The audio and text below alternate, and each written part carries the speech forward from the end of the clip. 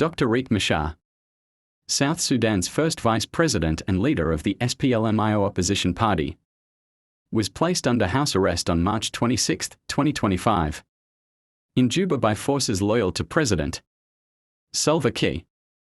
This move has significantly escalated political tensions and raised fears of a return to civil war.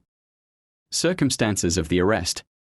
According to SPLM-IO Deputy Chairman Oyet Nathaniel, a convoy of heavily armed soldiers forcibly entered Machar's residence late at night, detaining him along with his wife, Interior Minister Angelina Teny. The SPLM-IO declared that this action effectively nullified the 2018 Revitalized Agreement on the resolution of the conflict in South Sudan, R-ARCSS, which had ended the previous civil war. Government's justification. The government has accused Machar of supporting the White Army militia, a claim his party denies. These allegations have been cited as justification for his detention. International response. The international community has widely condemned Machar's detention. United Nations, the UN mission in South Sudan, UNMISS, urged all parties to exercise restraint and uphold the 2018 peace agreement, warning that unilateral actions could jeopardize the country's hard-won gains.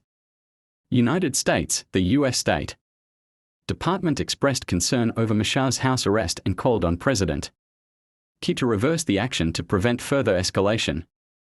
European Union, the EU urged President Kiir to defuse tensions and reverse Machar's detention, expressing deep concern over the deteriorating security situation.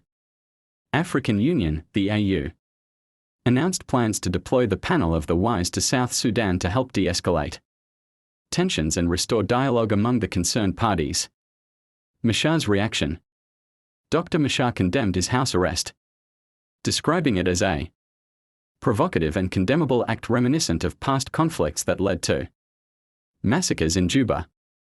He stated that the military deployment around his residence was terrorizing and disruptive to the peace implementation process. Current situation.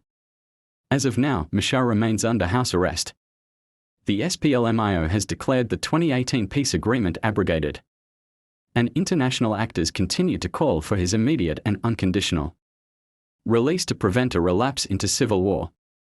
The situation remains volatile, with ongoing diplomatic efforts aimed at resolving the crisis.